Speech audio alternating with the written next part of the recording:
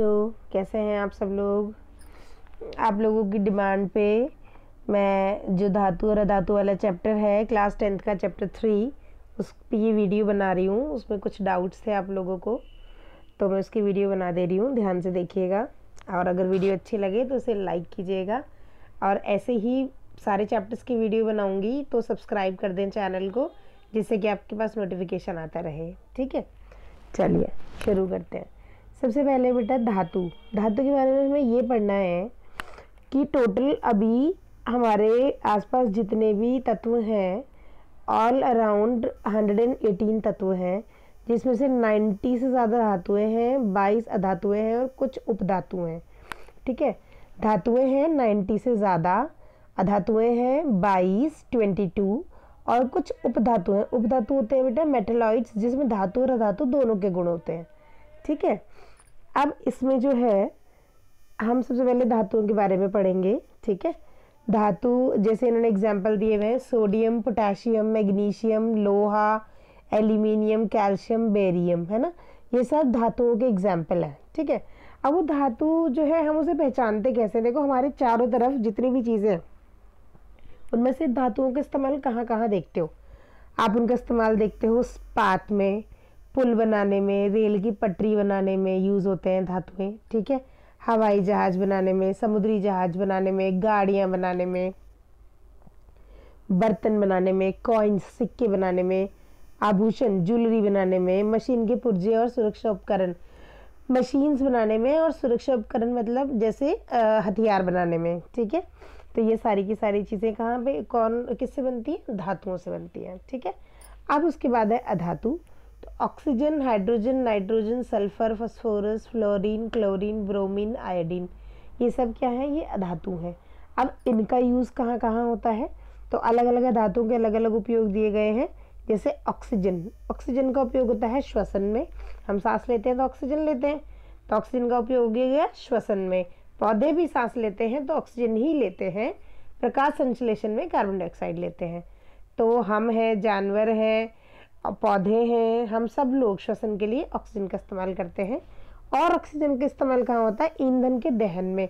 ईंधन क्या, किसी भी चीज़ का अगर आप दहन कर रहे हो तो बिना ऑक्सीजन की उपस्थिति के नहीं हो पाएगा। ऑक्सीजन बहुत ज़रूरी होती है किसी भी चीज़ के दहन के लिए। उसके बाद है कार्बन का यूज़ कहाँ कहाँ होता है, ईंधन के रूप में। पोषक तत्व हमारी बॉडी में होते हैं। ठीक है, इलेक्ट्रोड बनाने में कार्बन की रॉड्स बनती हैं और आभूषण बनाने में। ठीक है, उसके बाद है नाइट्रोजन का यूज़ कहाँ होता है, विकृत गंधिता से बचाव। विकृत गंधिता क्या था, इसी क्लास में क्लास 10th में ही आपने फर्स्ट चैप्टर में पढ़ा होगा विकृत गंधिता। विकृत गंधिता बेटा क्या होता है, कोई भी ऑयली फूड या फैटी फूड जब हम उसे बना के बहुत टाइम तक रख देते हैं तो वो ऑक्सीकरण कर लेता है, ऑक्सीडेशन हो जाता है उसका, जिससे कि उसके कलर में और उसके स्मेल में चेंज जाता है, तो उसे हम विकृत गंधिता कहते हैं। तो ऑक्सीडेशन ना हो इसके लिए हम क्या करते हैं, जो पैकेट फूड होते हैं उसमें पहले से नाइट्रोजन भर के रखते हैं, जिससे कि वो ऑक्सीजन से अभिक्रिया ना करे, उसके चारों तरफ नाइट्रोजन ही प्रेजेंट रहे। तो नाइट्रोजन का काम यहाँ पे आता है विकृत गंधिता से बचाव के लिए।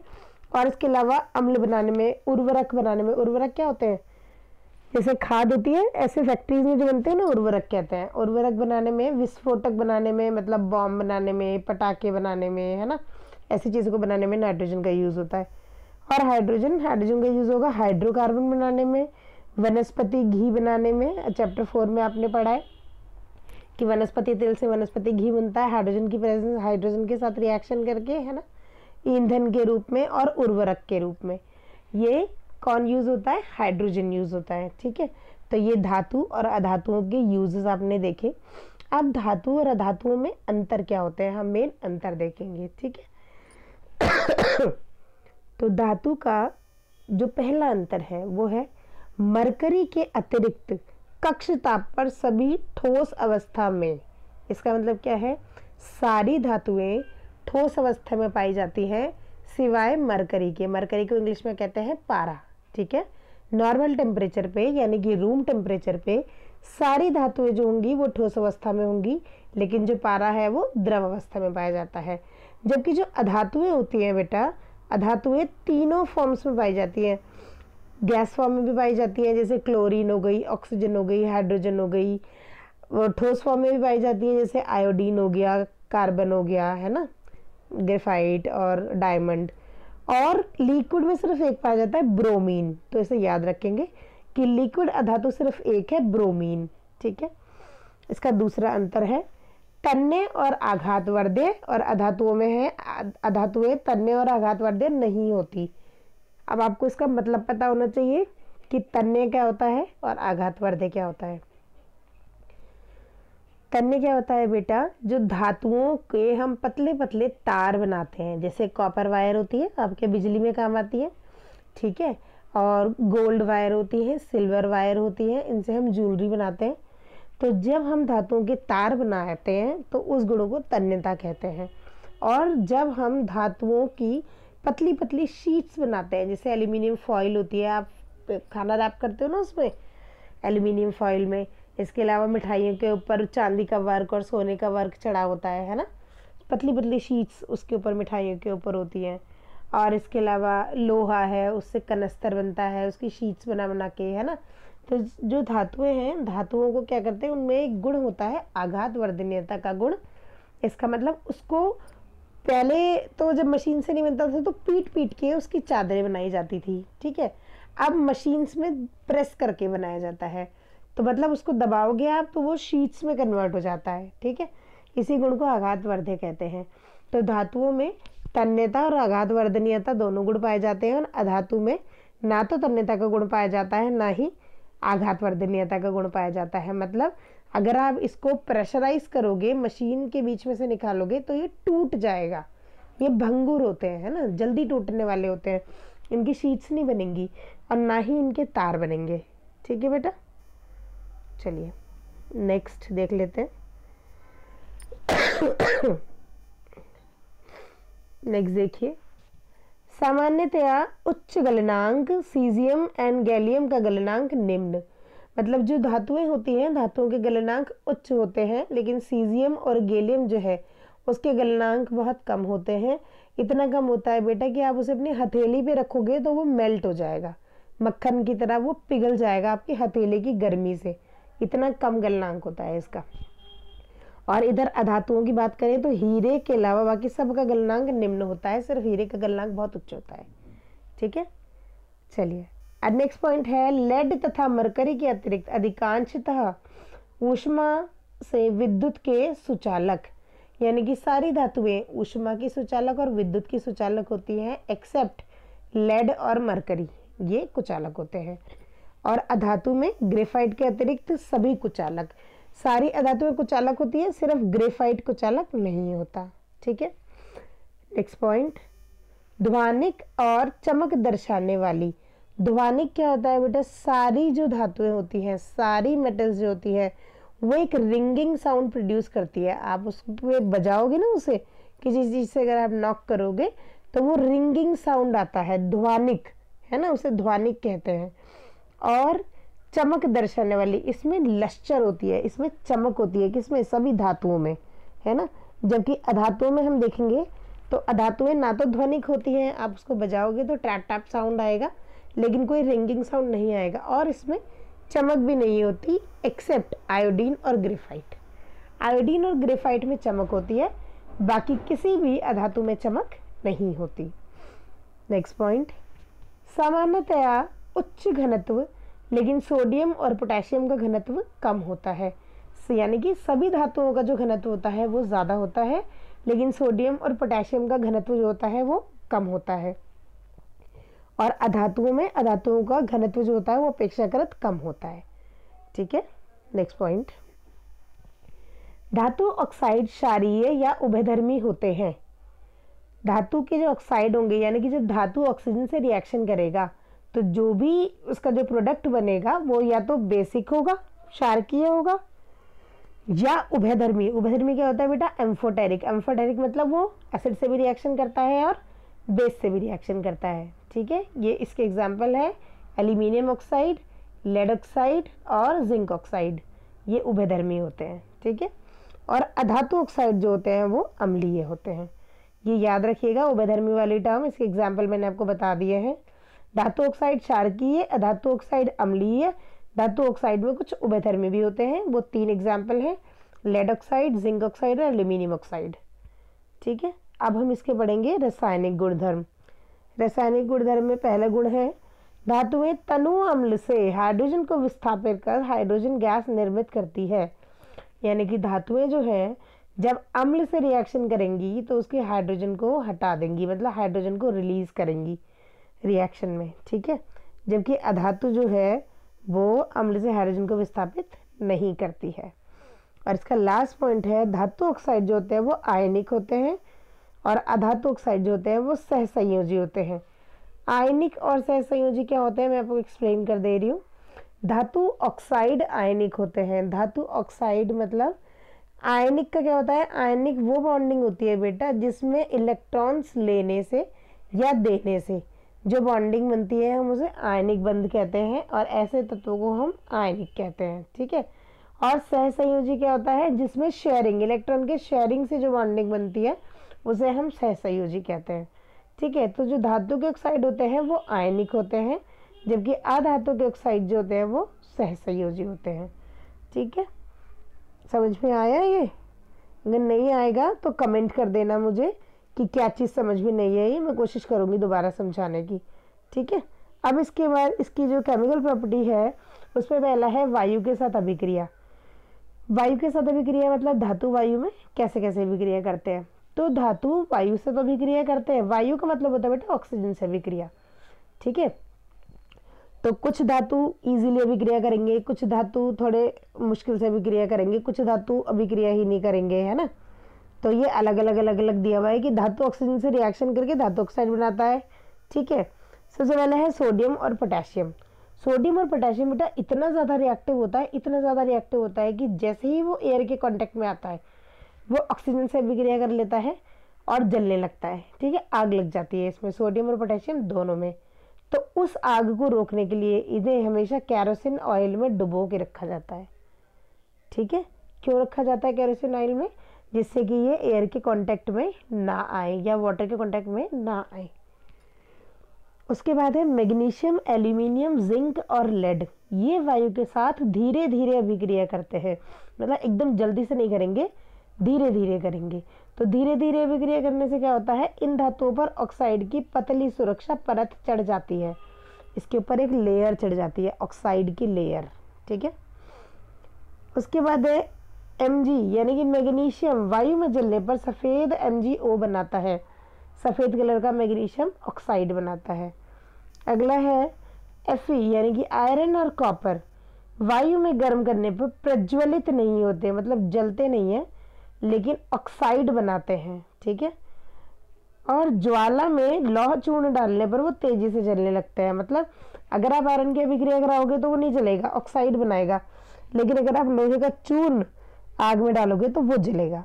ठीक है, और इसका लास्ट पॉइंट है Ag तथा Au यानी कि सिल्वर और गोल्ड ऑक्सीजन के साथ अभिक्रिया करते ही नहीं है। ठीक है, क्लियर हो गए? ठीक है, अब देखिए उभयधर्मी ऑक्साइड। उभयधर्मी ऑक्साइड मैंने अभी आपको बताया था कि वे धातु ऑक्साइड जो अम्ल और क्षार दोनों के साथ अभिक्रिया करते हैं और लवण एवं जल बनाते हैं, उन्हें हम उभयधर्मी ऑक्साइड कहते हैं। इसके एग्जाम्पल हैं ZnO यानी कि जिंक ऑक्साइड और एल्यूमिनियम ऑक्साइड। ठीक है, आई होप उभयधर्मी आपको समझ में आ गया होगा।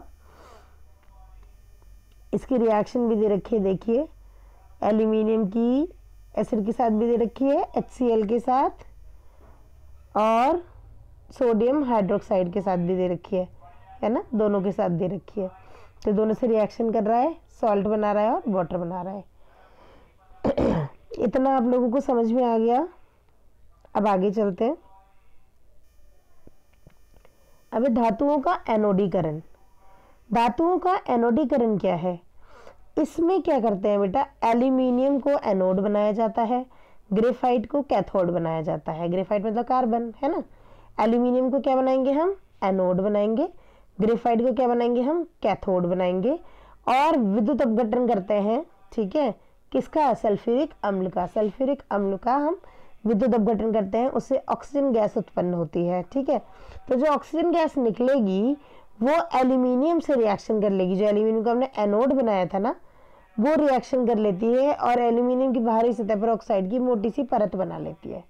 ये है धातुओं का एनोडीकरण।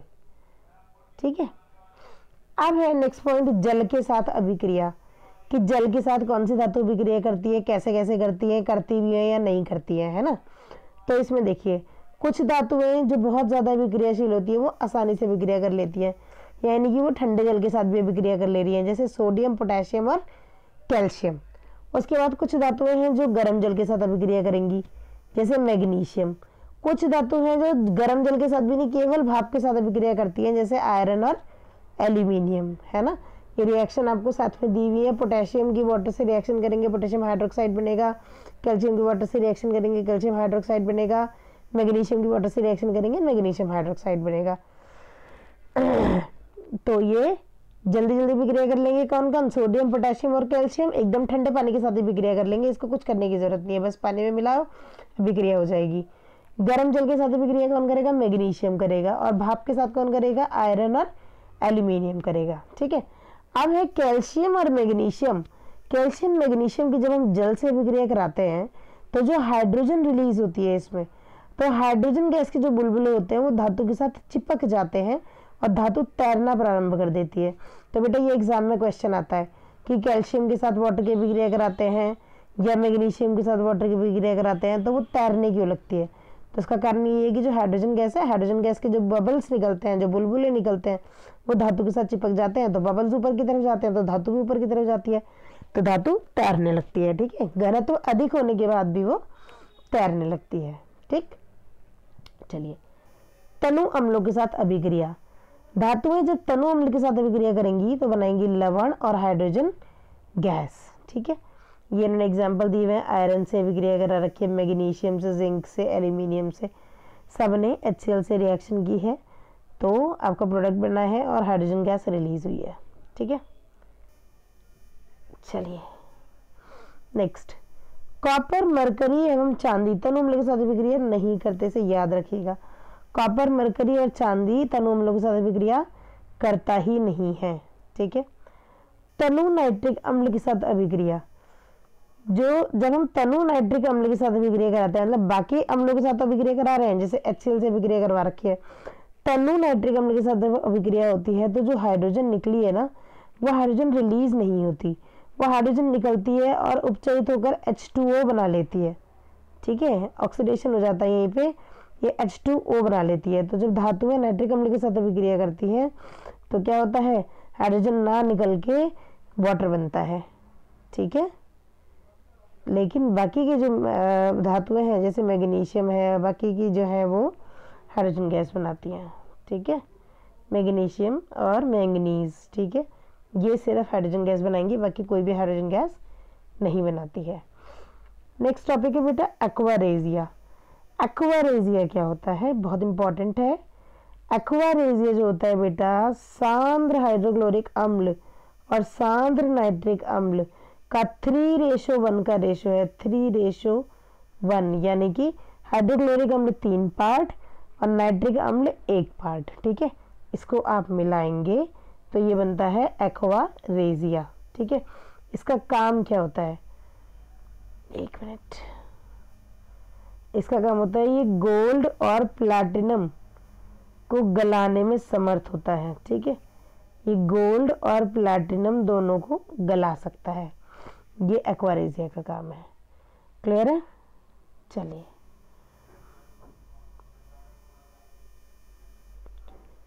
अब हम पढ़ेंगे धातु के साथ अन्य लवणों की अभिक्रिया। धातु के अन्य लवणों के साथ अभिक्रिया। ठीक है, अब देखिए, धातु क लिखा है इसमें और धातु ख का लवण विलयन, मतलब धातु ख का सॉल्ट सोल्यूशन धातु का लवण विलयन बन जाएगा धातु ख। मतलब यहाँ पे क्या हो रहा है? विस्थापन अभिक्रिया हो रही है। विस्थापन अभिक्रिया कैसे हुई? एक धातु थी, दूसरी धातु का लवण का विलयन था, इन दोनों ने आपस में रिएक्शन कराई तो लवण का विलयन दूसरी धातु का बन गया और पहले वाला जो लवण का विलयन था उसमें धातु अलग हो गई। ठीक है, इसे विस्थापन अभिक्रिया कहते हैं। किस हिसाब से होता है बेटा? ये रिएक्टिविटी सीरीज के हिसाब से होता है। रिएक्टिविटी सीरीज क्या है? देखिए, सबसे ज़्यादा रिएक्टिव होता है K, उसके बाद रिएक्टिव होता है Na, सॉरी एक मिनट,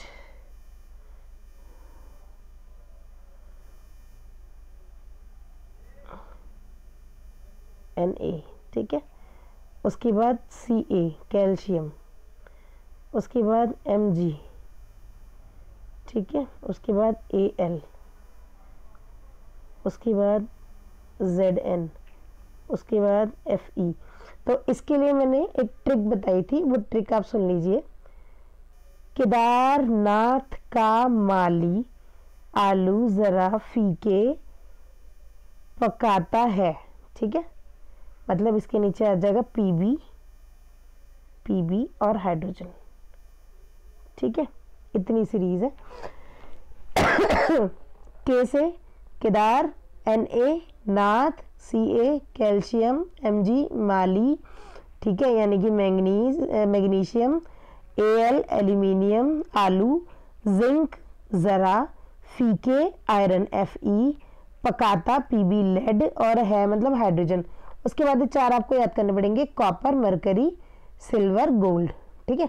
ये आपको याद करने पड़ेगा। बाकी रिएक्टिविटी सीरीज आपको इस उससे याद हो जाएगी, निमोनिक से, ठीक है। केदारनाथ का माली आलू जरा फीके पकाता है, तो इससे आप याद कर लेंगे। तो जो भी ऊपर वाला मेटल होगा वो नीचे वाले मेटल को डिस्प्लेस कर सकता है, लेकिन नीचे वाला मेटल ऊपर वाले मेटल को डिस्प्लेस नहीं कर सकता। जैसे ऊपर है पोटेशियम, नीचे है एल्यूमिनियम, तो पोटेशियम एल्यूमिनियम के सॉल्ट सॉल्यूशन में से एल्यूमिनियम को डिस्प्लेस करके खुद जुड़ सकता है, लेकिन पोटेशियम के सॉल्ट सॉल्यूशन में से एल्यूमिनियम उसको डिस्प्लेस करके खुद नहीं जुड़ सकता। यानी कि जो ज़्यादा रिएक्टिव होगा वो कम रिएक्टिव को डिस्प्लेस कर सकता है, लेकिन जो कम रिएक्टिव है वो ज़्यादा रिएक्टिव वाले को डिस्प्लेस नहीं कर सकता, ठीक है। चलिए, सभी धातुएं सम अभिक्रियाशील नहीं होती। अधिक क्रियाशील धातुएं अपने से कम क्रियाशील धातुओं को उनके यौगिक के विलयन या गलित अवस्था में विस्थापित करती हैं, ठीक है। यह तथ्य धातुओं की सक्रियता श्रेणी का आधार है। वही था रिएक्टिविटी सीरीज के बेसिस पर हम देखते हैं कि कौन किसको डिस्प्लेस कर सकता है। सक्रियता श्रेणी ये रही, ये मैं आपको समझा चुकी हूँ अभी साइड में, ठीक है, कि कौन किससे ज़्यादा रिएक्टिव है। अब जैसे ये इन्होंने एग्जाम्पल दिया है कॉपर और सिल्वर, ठीक है। कॉपर आप देख रहे हो कि पहले आ रहा है, सिल्वर बाद में आ रहा है, तो सिल्वर जो है वो कॉपर को डिस्प्लेस नहीं कर पाएगा, लेकिन कॉपर सिल्वर को डिस्प्लेस कर देगा। तो कॉपर ने सिल्वर को हटाया और खुद जुड़ गया, ठीक है, कॉपर नाइट्रेट बन गया। तो कॉपर चांदी से ज़्यादा क्रियाशील था, इसलिए इसने चांदी को विस्थापित कर दिया। उसके बाद है धातुओं के साथ अभिक्रिया। धातु के साथ अभिक्रिया, तो जो तत्व हैं उनकी अभिक्रियाशीलता संयोजकता कोश को पूर्ण करने की प्रवृत्ति के रूप में समझी जा सकती है। ये मैं बताऊंगी इसका मतलब क्या है। इसका मतलब यह है कि धातु के परमाणु अपने संयोजकता कोश से इलेक्ट्रॉन त्याग करते हैं और धनायन बनाते हैं। जैसे है सोडियम में इलेक्ट्रॉन होते हैं बेटा 11, 2, 8 और 1, तो इसके लास्ट शेल में 1 इलेक्ट्रॉन है। तो ये अपना ऑक्टेन पूरा करने के लिए किसी से 7 इलेक्ट्रॉन तो नहीं मांग सकता, तो ये क्या करेगा, ये अपना 1 इलेक्ट्रॉन डोनेट कर देगा, दान दे देगा किसी को, ठीक है। तो ये धनायन बना देगा, इसके ऊपर एक पॉजिटिव चार्ज आ जाएगा क्योंकि इसने अपना 1 इलेक्ट्रॉन किसी को दे दिया। और जो अधातु है, अधातु जैसे आप क्लोरीन ले लो, क्लोरीन में होता है 2, 8 और 7, ठीक है। 7 है लास्ट में, इसको 1 इलेक्ट्रॉन और मिल जाएगा तो इसका ऑक्टेन कंप्लीट हो जाएगा। तो क्लोरीन अपना ऑक्टेन पूरा कर लेगा 1 इलेक्ट्रॉन लेके, इसने किसी से 1 इलेक्ट्रॉन लिया इसलिए इसके ऊपर माइनस चार्ज आ गया, ऋण आयन बन गया है ना। इसने किसी से 1 इलेक्ट्रॉन लिया है तो ये इस पर माइनस का चार्ज आ जाएगा, ठीक है। अब सोडियम पे आया था पॉजिटिव चार्ज, क्लोरीन पे आया था नेगेटिव चार्ज। तो सोडियम और पोटेशियम प्लस माइनस एक दूसरे को अट्रैक्ट करता है, पता है आप लोगों को। तो विपरीत आवेश एक दूसरे को आकर्षित करेंगे और मजबूत स्थिर वैद्युत बल में बंधकर आयनिक यौगिक बनाएंगे। तो ये दोनों मिलके एक आयनिक यौगिक बना लेंगे जिसका नाम होगा NaCl, ठीक है। क्लियर हुआ? मतलब क्या हुआ था इसमें ये हुआ था कि सोडियम जो था उसके लास्ट शेल में 1 इलेक्ट्रॉन था और क्लोरीन के लास्ट शेल में 7 इलेक्ट्रॉन थे। तो सोडियम ने अपना 1 इलेक्ट्रॉन डोनेट किया और क्लोरीन ने वो 1 इलेक्ट्रॉन ले लिया, ठीक है। सोडियम ने डोनेट किया तो सोडियम के प्लस चार्ज आया और क्लोरीन ने लिया तो क्लोरीन के ऊपर नेगेटिव चार्ज आया, फिर वो पॉजिटिव और नेगेटिव ने एक दूसरे को अट्रैक्ट किया और वो जुड़ के उन्होंने एक आयनिक यौगिक बना लिया। ठीक है, अब ऐसे उन्होंने देखा है MgCl2 का निर्माण। Mg के लास्ट शेल में है 2 इलेक्ट्रॉन, क्लोरीन के लास्ट शेल में है 7 इलेक्ट्रॉन, तो इसको 1 इलेक्ट्रॉन और मिलेगा तो इसका ऑक्टेन पूरा हो जाएगा। लेकिन Mg की वैलेंसी है 2, क्लोरीन की वैलेंसी है 1, यानी कि एक Mg के साथ 2 क्लोरीन चाहिए, तो 2 क्लोरीन जुड़े, दोनों ने Mg से 1-1 इलेक्ट्रॉन लिया और ये बन गया MgCl2। ये भी क्या है, ये भी एक आयनिक यौगिक है। ठीक है, क्लियर हुआ। अब आयनिक यौगिकों के गुणधर्म। आयनिक यौगिक जो होते हैं वो कठोर होते हैं और भंगुर होते हैं। भंगुर मतलब आसानी से टूट जाते हैं, थोड़ी सी चोट लगेगी इस पर टूट जाएंगे। उसके बाद जो आयनिक यौगिक है उनका गलनांक और क्वथनांक दोनों ही उच्च होते हैं। क्यों उच्च होते हैं? क्योंकि जो इनके बीच में जो बॉन्डिंग है वो बहुत सॉलिड है। ठीक है, पॉजिटिव नेगेटिव ने एक दूसरे को अट्रैक्ट किया है तो एक मजबूत बॉन्डिंग बन के आई है। ठीक है, इस मजबूत अंतर आयनिक आकर्षण को तोड़ने के लिए ऊर्जा की ज़्यादा आवश्यकता होती है, इसीलिए जो इसके गलनांक और क्वथनांक होते हैं वो उच्च होते हैं। ठीक है, इतना क्लियर हो गया। चलिए अगला देखिए, सामान्यतः जल में घुलनशील। ये जो होते हैं आयनिक यौगिक ये जल में घुलनशील होते हैं, पानी में आसानी से घुल जाते हैं, लेकिन केरोसिन और पेट्रोल में नहीं घुलते, अघुलनशील होते हैं। उसके बाद है गलित अवस्था और विलयन रूप में विद्युत के सुचालक। मतलब अगर आप इसका सोल्यूशन बनाओगे या इसको मोल्टन स्टेज में लोगे तो ये सुचालक है, वरना ये चालन नहीं करते। क्यों? क्योंकि फ्री इलेक्ट्रॉन्स नहीं मिलेंगे, है ना। विलयन में फ्री इलेक्ट्रॉन रिलीज होंगे या फिर गलित अवस्था में रिलीज होंगे, बाकी किसी में रिलीज नहीं होंगे। देखो लिखा भी है, इन अवस्थाओं में मुक्त आयन उपलब्ध होने के कारण विद्युत प्रवाहित होती है। ठीक है, इतना समझ में आ गया? ठीक है बेटा, अभी मैं इतना ही पढ़ाऊंगी इस वीडियो में। अगर कोई भी डाउट हो तो आप मुझे कमेंट कर सकते हैं, और अगर वीडियो पसंद आए तो इसे लाइक कीजिएगा। आगे के लिए मैं इसका सेकंड पार्ट लेके आऊँगी। ठीक है, तब तक इसे समझ लीजिए। Okay, thank you.